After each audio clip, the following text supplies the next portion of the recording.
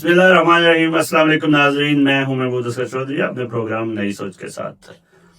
ناظرین، 8 مارچ کا دن خواتین کے حقوق کے حوالے سے پوری دنیا میں منایا جاتا ہے۔ اس وقت بدقسمتی سے دنیا میں کوئی ایک بھی ملک ایسا نہیں ہے، جو رپورٹس ہیں، جو اعداد و شمار ہیں، جن کے مطابق کسی ایک بھی ملک میں خواتین کو مردوں کے مساوی حقوق نہیں دیے جاتے۔ اور پاکستان جو ہے، اس کے جو اعداد و شمار ہیں وہ اس سے بھی زیادہ ہوش روا ہیں۔ 2023 کی اعداد و شمار کے مطابق 146 ممالک کی لسٹ میں پاکستان ابھی بھی 142ویں نمبر پر کھڑا ہوا ہے۔ یہ 142ویں نمبر جو ہے، یہ بھی 2-3 سالوں میں ہوا تھا۔ اس سے پہلے 145ویں نمبر تک کئی سال تک پاکستان رہا ہے۔ پاکستان کی جب ہم بات کرتے ہیں تو اس سے آگے ایک صوبہ ہے خیبر پختونخوا، جس کے بارے میں کہا جاتا ہے کہ وہاں پہ خواتین کے حقوق کے حوالے سے اور بھی زیادہ حالات دگرگوں ہیں۔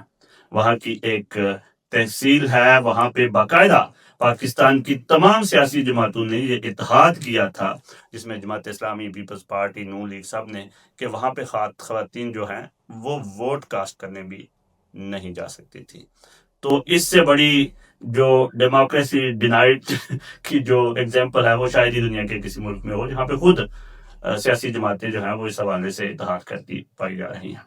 لیکن آج ہم نے جذبہ نیوز کے خصوصی ایکسکلوسیو پروگرام کے لیے، یوم خواتین کے لیے، ایک ایسی جو میں خاتون تو نہیں کہوں گا، بڑی ینگ ٹیلنٹڈ نوجوان ہیں، طالبہ ہیں، یو کے میں آئی ہیں پڑھنے کے لیے، شفق پرویز صاحبہ، ان سے بات کریں گے اور جاننے کی کوشش کریں گے کہ کیا یہ جو باتیں، یہ جو اعداد و شمار ہمیں عالمی ادارے بتاتے ہیں، یہ ٹھیک ہیں یا خواتین کے حقوق کے حوالے سے کیا صورتحال ہے۔ جی شفق، ویلکم ٹو یو کے اینڈ ویلکم ٹو جذبہ نیوز۔ بڑی خوشی ہوئی آپ کو یہاں دیکھ کے۔ یو کے میں آپ پڑھنے کے لیے آئی ہیں، پاکستان کا نام روشن کریں گے انشاءاللہ۔ کیا کرنے کے لیے آئی ہیں یو کے اور کیا پڑھنے کے لیے آئی ہیں؟ First of all thank you so much, آپ لوگوں نے مجھے یہاں پر بلایا۔ جی، میں یو کے آئی تھی، یو کے آئی ہوں جنوری انٹیک کے لیے۔ یونیورسٹی آف سلفرڈ سے میں اپنی M S C digital marketing کر رہی ہوں، اور میرا تعلق خیبر پختونخوا سے ہے، موسٹ پرابیبلی جو ان کا صوبہ ہے پشاور سے ہے، جو ان کی سٹی ہے۔ اور اسی چیز پہ ہم آج اس حوالے سے بات کر رہے ہیں، جیسے کہ آپ نے ویمنس ڈے کی بات کی، تو کافی زیادہ مسکنسیپشن ہے بیک ان پاکستان یا یہاں کے لوگوں کا، کہ پاکستان میں خواتین کو اسٹڈیز کے لیے نہیں بھیجا جاتا۔ باہر تو بہت دور کی بات، یہاں پر ان کے کالجز، یونیورسٹیز، یہاں صرف اسکول تک محدود رہتی ہے پڑھائی۔ تو میرا خیال سے کہ ایک بہت بڑا مسکنسیپشن ہے، کیونکہ میں خود پشاور سے آئی ہوں، اور ایسی فیملیز ہیں وہاں پر پورے خیبر پختونخوا میں جو آپ کو الاؤ کرتی ہیں کہ آپ جا کر پڑھیں، آپ تعلیم حاصل کریں اور آپ کچھ بنیں۔ اب ہم لوگوں نے دیکھا ہے کہ کافی زیادہ خواتین یونیورسٹیز میں لیکچررز ہیں، پروفیسرز ہیں، ڈاکٹرز ہیں، انجینئرز ہیں۔ لیکن آپ یہ جو بات کر رہی ہیں، بہت سے لوگوں کا یہ کہنا ہے کہ پاکستان کا جو شہروں کی جو صورتحال ہے وہ ٹوٹلی ڈفرینٹ ہے۔ یعنی اسلام آباد کی بات کریں، کراچی، لاہور یا پشاور کی بات کریں، ان کو ہم دیہی علاقوں سے نہیں جوڑ سکتے۔ آپ کیا سمجھتی ہیں؟ آپ کے ساتھ جب آپ پشاور، کون سے کالج میں؟ پشاور یونیورسٹی میں آپ نے پڑھا ہے، تو وہاں پہ خواتین تھیں جو دیہی علاقوں سے بھی لڑکیاں آتی تھی پڑھنے کے لیے؟ آپ کی کلاس فیلوز کیا صورتحال ہے وہاں؟ جی، میں نے اپنا بیچلرز پشاور یونیورسٹی سے کیا ہے، اور بے شک میری کلاس میں ایسی بھی لڑکیاں تھیں جو چترال سے آئی تھی۔ باقی تو سب پشاور میں ہی مطلب وہاں کی ریزیڈنٹس تھی، بٹ چترال کی کافی زیادہ لڑکیاں ہیں۔ اگر ہم دیکھا جائے تو چترال کو ہم ٹرائبل ایریاز میں یا پہاڑی علاقوں میں شمار کیا جاتا ہے یہ علاقہ، اور وہاں سے بھی کافی لڑکیاں آتی ہیں۔ جیسے اب سوات سے دیکھ لیں آپ لوگ، مردان، چارسدہ، سوابی، باجوڑ، یہ جتنی ایجنسیز ہیں، ٹرائبل ایریاز ہیں، ان کے بھی فیملیز ان کو الاؤ کرتی ہیں کہ وہ آ کر یونیورسٹی لیول کی ایجوکیشن حاصل کریں۔ امیجز یہاں پہ دکھائے جاتے ہیں یورپ میں اور یو کے میں خاص طور پر، جو ٹوپی والا برقع ہے جس کے آگے جاری لگی ہوتی ہے، اور وہ نہ صرف پشاور، پاکستان، افغانستان کو اس حوالے سے کیا جاتا ہے، بلکہ دنیا بھر میں جو یہاں کی میڈیا ہے وہ اس برقعے کو دکھا کے کہتے ہیں کہ یہ دیکھیں جی اس طرح کا ہے۔ تو آپ اس کو ڈینائی کرتے ہیں کہ ایسا نہیں ہے؟ ہم بھی ٹی وی سین دیکھتے ہیں تو ایسے ہی خواتین ویسے نظر آتی ہیں، کیا کہتے ہیں آپ؟ دیکھیے میں ڈینائی نہیں کروں گی، لیکن ثقافت کو آپ نکال نہیں سکتے ایک علاقے سے یا ان لوگوں سے. تو اگر آپ یہ ٹوپی والا برقع اس چیز سے ایسوسیٹ کرتے ہیں کہ آپ کسی کو ایجوکیشن کے لیے الاؤ نہیں کریں تو یہ غلط ہے. کیونکہ میں نے جب پشاور یونیورسٹی سے پڑھا ہے تو میں نے بہت ساری لڑکیوں کو دیکھا ہے جو عبایا کرتی تھی. عبایا اور ٹوپی والے برقعے میں کافی فرق ہے. اب آپ دیکھیں عبایا ایک پردہ ہے، صحیح ہے. آپ شٹل کاک کو پردے کی نظر سے دیکھیں، نہ کہ اس چیز سے دیکھیں کہ آپ کو کسی چیز سے روکا جا رہا ہے. تو عبایا کرنا، اپنے آپ کو چھپانا، پردہ کرنا، یہ ہرگز اس کا یہ مطلب نہیں ہے کہ آپ کے گھر پہ سختی ہے یا عورتوں کو تعلیم حاصل کرنے کے لیے نہیں بھیجا جا یعنی رہا. آپ سمجھتے ہیں کہ ان کی ثقافت ہے. آپ یس. یہاں پہ اتنی دور اس ملک میں پڑھنے کے لیے آئی ہیں تنہا، تو آپ کی فیملی کی طرف سے یا رشتہ داروں کی طرف سے کچھ ایسی روک رکاوٹ تھی کہ کہاں بھیج رہے ہیں بچی کو اتنی دور؟ میرے خیال سے میں سب سے بڑی اگزامپل ہوں کہ میرے پیرنٹس نے مجھے بھیجا یہاں پر، حالانکہ میرے باقی بہن بھائی پاکستان میں ہی ہیں، پشاور میں ہی ہیں. اور اگر انہوں نے مجھے بھیجا ہے، ان کا ٹرسٹ ہے مجھ پر، ان کو پتہ ہے کہ ہماری بیٹی کچھ کرنے کا جذبہ رکھتی ہے، تو ان کو مجھ پر ٹرسٹ تھا. باقی فیملی ایشوز میں تو ایسا کوئی بھی ایشو نہیں تھا. باقی باتیں تو ہوتی ماحول رہتی ہیں. کیسا ہے؟ مطلب شہروں میں لوگ خواتین کو، پاکستان کے بارے میں کہا جاتا ہے کہ 33% خواتین ہراسانی کا شکار ہوتی ہیں بس میں، بازار میں. کیا صورتحال یہ واقعی یہ اعداد و شمار وہ کہاں سے لیتے ہیں؟ یہ سچے ہیں یا نہیں؟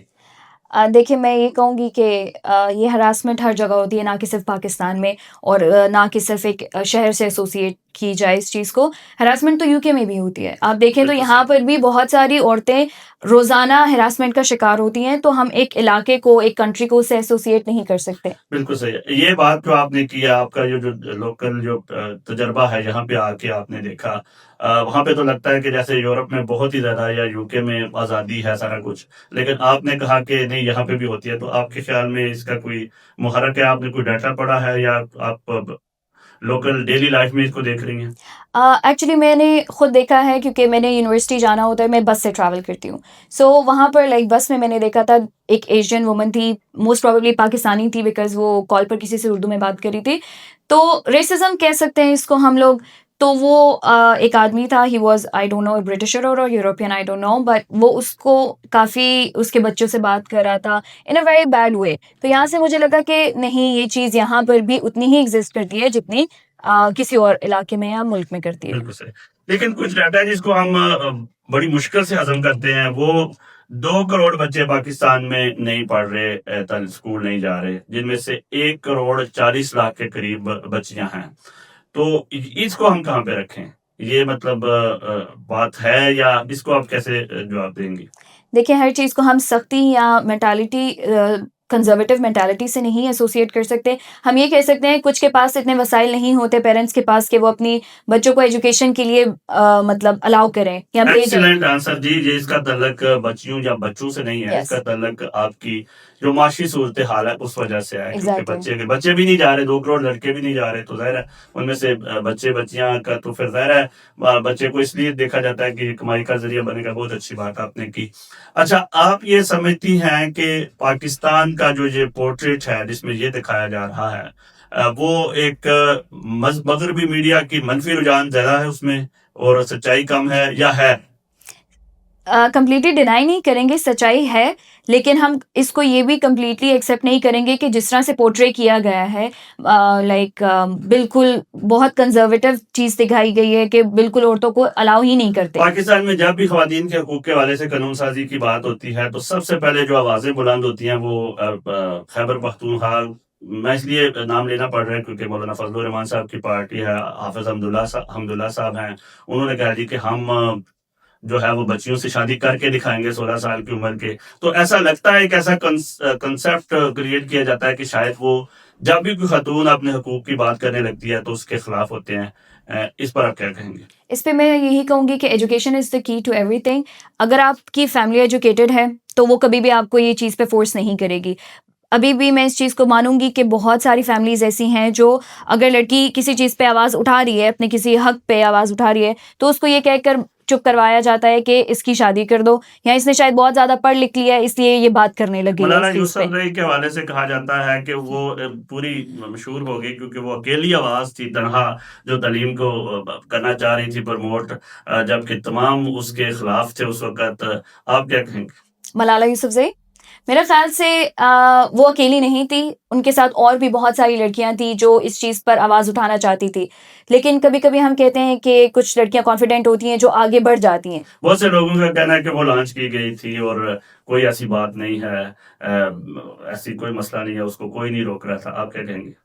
یہ کافی زیادہ کنٹروورشل تھنگ ہے کہ جب بھی کوئی عورت آگے جاتی ہے، بڑھتی ہے، آگے ایک نام روشن کرتی ہے. ملالہ یوسفزئی کی کتاب جب مارکیٹ میں آئی تو اس کو پاکستان میں اس کی لانچنگ کے حوالے سے بہت زیادہ احتجاج ہوا کہ یہ لانچ ہم نہیں کرنے دیے جائیں گے، یہ غیروں کی سازش ہے، ان کو لانچ کیا جا رہا ہے. آپ کیا کہیں گے؟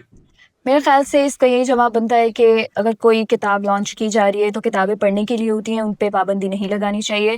شاید ان کی کتاب پڑھ کے کافی لڑکیوں کو یہ چیز حاصل ہوتی کہ وہ آگے بڑھیں اور ان کے نقش قدم پر چل سکیں. بہت زبردست آپ نے بات کی. تو کیا 8 مارچ کے حوالے سے آپ کیا میسج دینا چاہیں گی اس سارے پروپیگنڈے کو جو اس ڈیٹا کو بہت مشکل ہے ڈینائی کرنا، 142ویں نمبر پر آنا، 33% خواتین کا ہراسمنٹ کا شکار ہونا، پاکستان ان ممالک میں شامل ہے جہاں پہ جو میوچل کنسنٹ ہے، میاں بیوی کی جنسی زیادتی کو باقاعدہ مانا ہی نہیں جاتا. اس کے حوالے سے اور بہت سی ایسے ڈاٹا ہے، اور جو خاص طور پر جو ریئیکشن آتا ہے لوگوں کا اس کو قوانین کو روکنے کے حوالے سے، کیا طریقہ کار ہے کہ ہم اس خواتین کے جو حالات ہیں ان کو بہتر کر سکیں؟ میں یہی کہنا چاہوں گی کہ education is key to everything. Education is the key to success. عورتوں کو پڑھائیں، ان کو گھروں پہ نہ بٹھائیں، ان کو تعلیم حاصل کرنے کے لیے اجازت دیں. اجازت بھی اس طرح سے دیں کہ وہ آگے بڑھیں، تبھی جا کر سوچ بدلی جا سکتی ہے، تبھی جا کے ملک بدلا جا سکتا ہے. بہت خوبصورت بات کی تھی. ہمارے ساتھ تھی شفق پرویز صاحبہ، جنہوں نے کہا کہ ایجوکیشن واحد حل ہے. اگر آپ اپنی فیملیز کو، بچوں کو دیں گے، ایک محاورہ ہے کہ اگر آپ کسی مرد کو ایجوکیشن دیتے ہیں تو وہ صرف اس کے لیے ہے، اگر کسی خاتون کو ایجوکیشن دیتے ہیں تو وہ پوری نسل کے لیے ہے. اور ہمارے مذہب میں خاص طور پر ہمارے پیارے نبی صلی اللہ علیہ وسلم نے فرمایا کہ علم کا حاصل کرنا ہر مرد اور عورت پر فرض ہے، اور یہی سب سے بڑی کامیابی ہے. اگر ہم عورتوں کے حقوق کو بہتر کرنا چاہتے ہیں تو آج سے ہی ایجوکیشن پر جتنا زیادہ زور دیا جا سکتا ہے وہ کریں. اسی کے ساتھ مجھے اجازت دیجیے، آئندہ پھر کسی پروگرام میں اپنا بہت خیال رکھیے گا. اللہ حافظ.